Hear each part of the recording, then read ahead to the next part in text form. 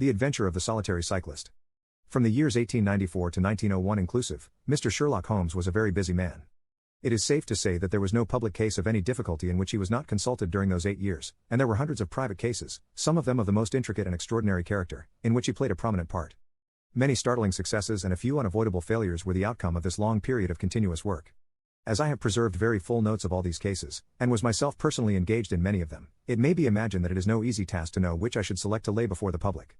I shall, however, preserve my former rule, and give the preference to those cases which derive their interest not so much from the brutality of the crime as from the ingenuity and dramatic quality of the solution. For this reason I will now lay before the reader the facts connected with Miss Violet Smith, the solitary cyclist of Charlington, and the curious sequel of our investigation, which culminated in unexpected tragedy. It is true that the circumstance did not admit of any striking illustration of those powers for which my friend was famous, but there were some points about the case which made it stand out in those long records of crime from which I gather the material for these little narratives. On referring to my notebook for the year 1895, I find that it was upon Saturday, the 23rd of April, that we first heard of Miss Violet Smith. Her visit was, I remember, extremely unwelcome to Holmes, for he was immersed at the moment in a very abstruse and complicated problem concerning the peculiar persecution to which John Vincent Harden, the well-known tobacco millionaire, had been subjected. My friend, who loved above all things precision and concentration of thought, resented anything which distracted his attention from the matter in hand. And yet, without a harshness which was foreign to his nature, it was impossible to refuse to listen to the story of the young and beautiful woman, tall, graceful, and queenly, who presented herself at Baker Street late in the evening, and implored his assistance and advice. It was vain to urge that his time was already fully occupied, for the young lady had come with the determination to tell her story, and it was evident that nothing short of force could get her out of the room until she had done so. With a resigned air and a somewhat weary smile, Holmes begged the beautiful intruder to take a seat, and to inform us what it was that was troubling her. "At least it cannot be your health," said he, as his keen eyes darted over her, "so ardent a bicyclist must be full of energy." She glanced down in surprise at her own feet, and I observed the slight roughening of the side of the sole caused by the friction of the edge of the pedal. "Yes, I bicycle a good deal, Mr. Holmes, and that has something to do with my visit to you today." My friend took the lady's ungloved hand, and examined it with as close an attention and as little sentiment as a scientist would show to a specimen. "You will excuse me, I am sure. It is my business," said he, as he dropped it. "I nearly fell into the error of supposing that you were typewriting. Of course, it is obvious that it is music. You observe the spatulate finger ends, Watson, which is common to both professions. There is a spirituality about the face, however she gently turned it towards the light, which the typewriter does not generate. This lady is a musician." "Yes, Mr. Holmes, I teach music." "In the country, I presume, from your complexion." "Yes, sir, near Farnham, on the borders of Surrey. A beautiful neighborhood, and full of the most interesting associations. You remember, Watson, that it was near there that we took Archie Stamford, the forger. Now, Miss Violet, what has happened to you, near Farnham, on the borders of Surrey?" The young lady, with great clearness and composure, made the following curious statement. "My father is dead, Mr. Holmes. He was James Smith, who conducted the orchestra at the old Imperial Theatre. My mother and I were left without a relation in the world except one uncle, Ralph Smith, who went to Africa 25 years ago, and we have never had a word from him since. When father died, we were left very poor, but one day we were told that there was an advertisement in the Times, inquiring for our whereabouts. You can imagine how excited we were, for we thought that someone had left us a fortune. We went at once to the lawyer whose name was given in the paper. There we met two gentlemen, Mr. Carruthers and Mr. Woodley, who were home on a visit from South Africa. They said that my uncle was a friend of theirs, that he had died some months before in great poverty in Johannesburg, and that he had asked them with his last breath to hunt up his relations, and see that they were in no want.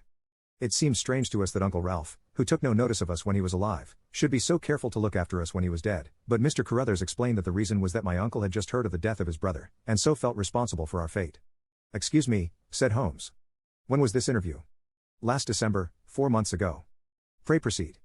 "Mr. Woodley seemed to me to be a most odious person. He was forever making eyes at me, a coarse, puffy-faced, red-mustached young man, with his hair plastered down on each side of his forehead. I thought that he was perfectly hateful, and I was sure that Cyril would not wish me to know such a person." "Oh, Cyril is his name," said Holmes, smiling. The young lady blushed and laughed. "Yes, Mr. Holmes, Cyril Morton, an electrical engineer, and we hope to be married at the end of the summer. Dear me, how did I get talking about him?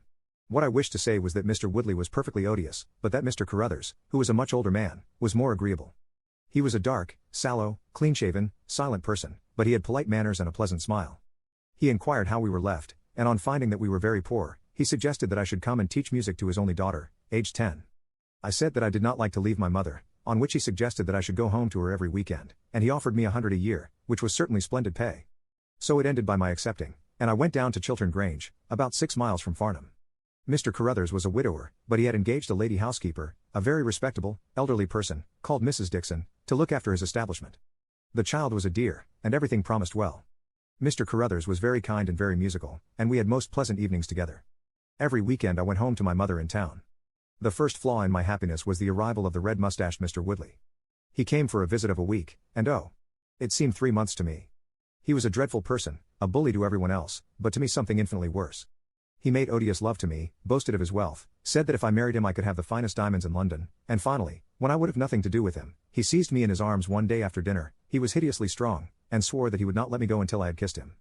Mr. Carruthers came in and tore him from me, on which he turned upon his own host, knocking him down and cutting his face open. That was the end of his visit, as you can imagine. Mr. Carruthers apologized to me next day, and assured me that I should never be exposed to such an insult again. I have not seen Mr. Woodley since.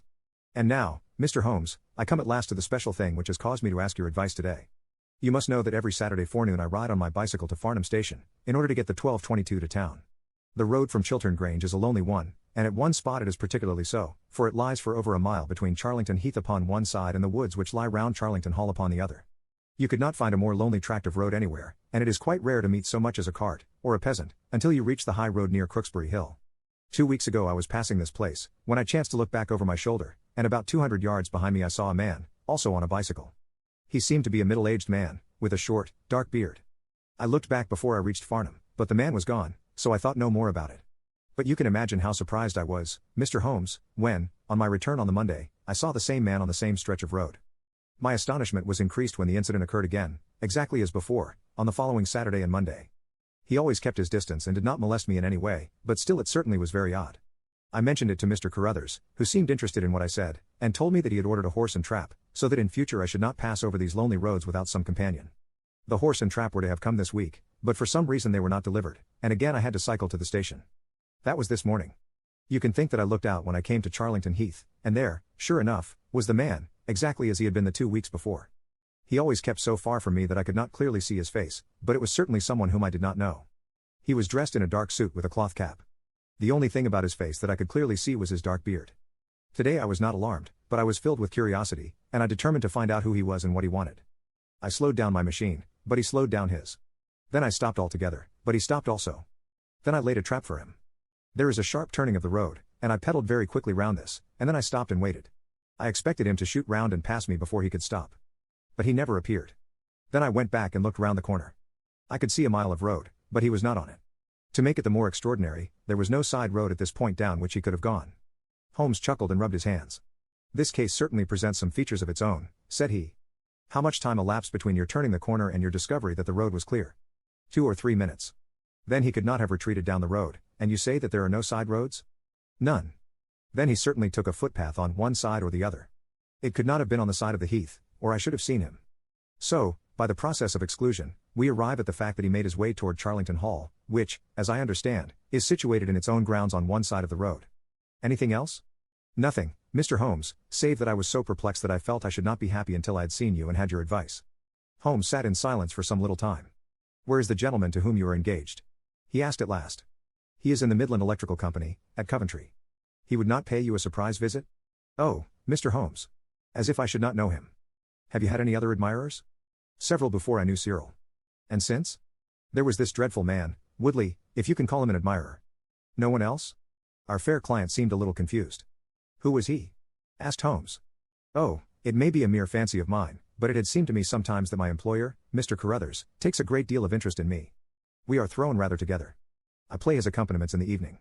He has never said anything. He is a perfect gentleman. But a girl always knows. Ha! Holmes looked grave. What does he do for a living? He is a rich man. No carriages or horses?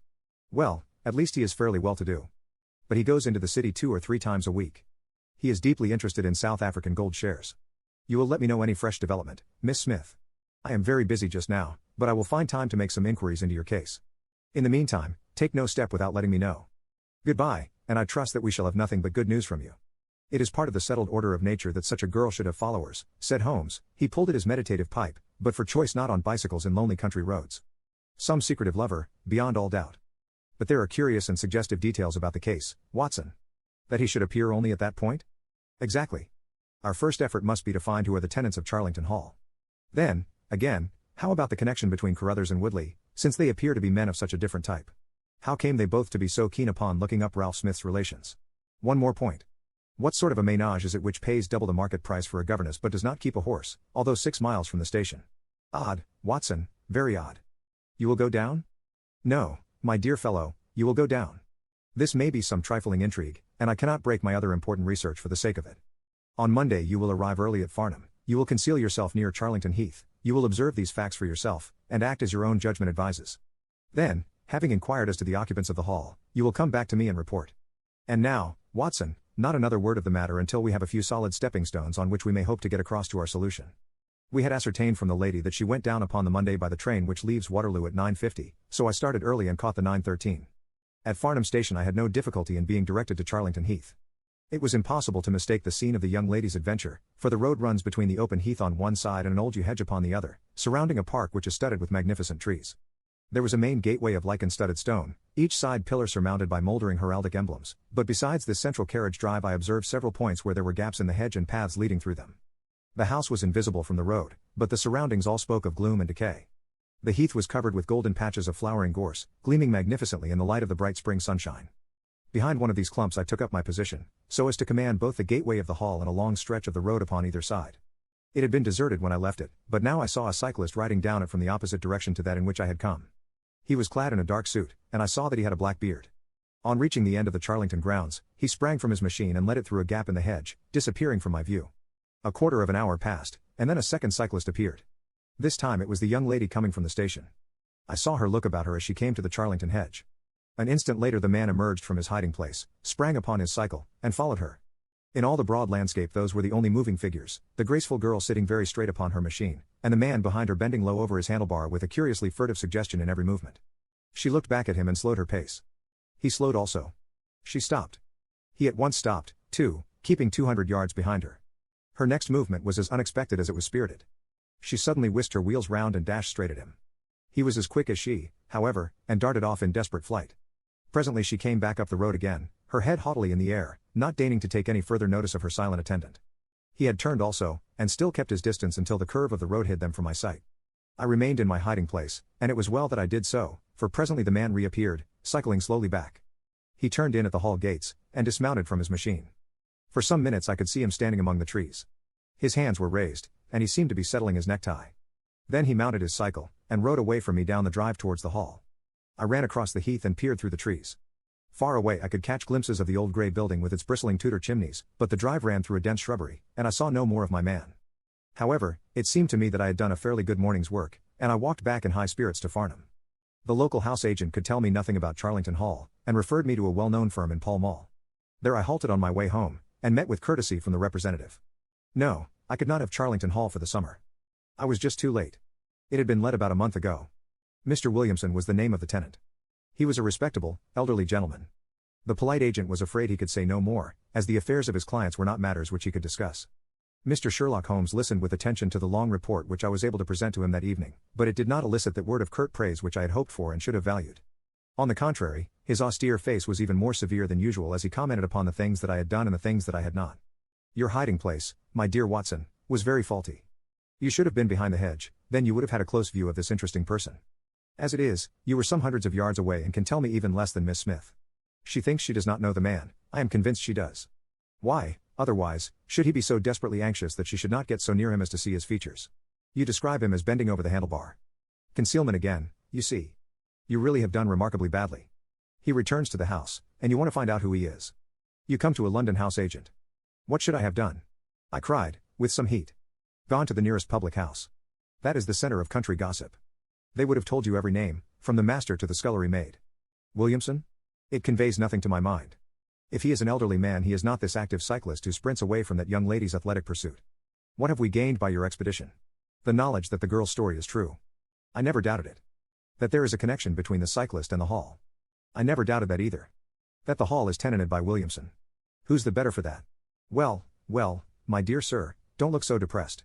We can do little more until next Saturday, and in the meantime I may make 1 or 2 inquiries myself. Next morning, we had a note from Miss Smith, recounting shortly and accurately the very incidents which I had seen, but the pith of the letter lay in the postscript. I am sure that you will respect my confidence, Mr. Holmes, when I tell you that my place here has become difficult, owing to the fact that my employer has proposed marriage to me. I am convinced that his feelings are most deep and most honorable. At the same time, my promise is of course given. He took my refusal very seriously, but also very gently. You can understand, however, that the situation is a little strained. Our young friend seems to be getting into deep waters, said Holmes, thoughtfully, as he finished the letter. The case certainly presents more features of interest and more possibility of development than I had originally thought. I should be none the worse for a quiet, peaceful day in the country, and I am inclined to run down this afternoon and test one or two theories which I have formed.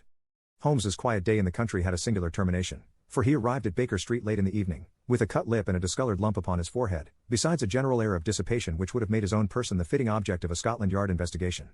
He was immensely tickled by his own adventures and laughed heartily as he recounted them. I get so little active exercise that it is always a treat, said he. You are aware that I have some proficiency in the good old British sport of boxing. Occasionally, it is of service. Today, for example, I should have come to very ignominious grief without it. I begged him to tell me what had occurred. I found that country pub which I had already recommended to your notice, and there I made my discreet inquiries.